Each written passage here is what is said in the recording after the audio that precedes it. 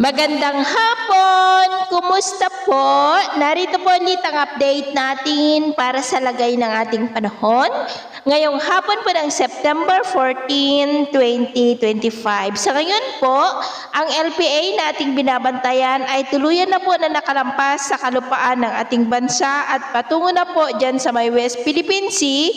Pero ang habagat ay nahahatak pa rin ito na nakakaapekto sa may Palawan, Western Visayas at Zamboanga Peninsula. Samantala po, bago matapos ang buwan na ito ay may banta ng posible na malakas na bagyo na maaari na mabuo sa silangan ng ating bansa na hahatak muli ng habagat at hihilahin rin ang amihan pababa.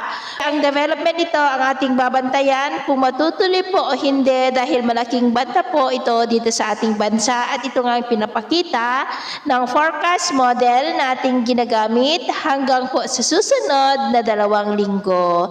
At sa lagay ng ating panahon ngayong hapon dahil sa LPA na nasa coastal waters ng San Jose sa may Mindoro, habagat at mga localized thunderstorm ay maulap ang kalangitan na minsan ay may mga pulo-pulo na mga pag-uulan sa Ilocos Region, Cordillera, Cagayan Valley, Central Luzon, Metro Manila, Calabarzon, Bicol Region, Mimaropa, Panay Island, Negros, Cebu, Bohol, Leyte, Samar Provinces, Sulu Archipelago, Zamboanga Peninsula, Northern Mindanao, Caraga, Davao Region at Sorsogon. At mamayang gabi, may mga isolated rains pa rin sa ilang bahagi ng ating bansa kaya mag-ingat pa rin tayo sa mga banta pa rin po ng mga pagbaha at pagguho ng lupa.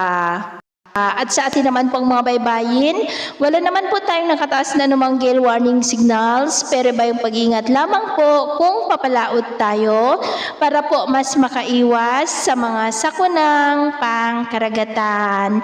So ito lang latest update natin sa araw na ito. At ako pumili si James na nagsasabing sa kahit anong pagsubok po na darating sa ating buhay, huwag na huwag po tayong mawawalan ng pag-asa. Thank you and God bless.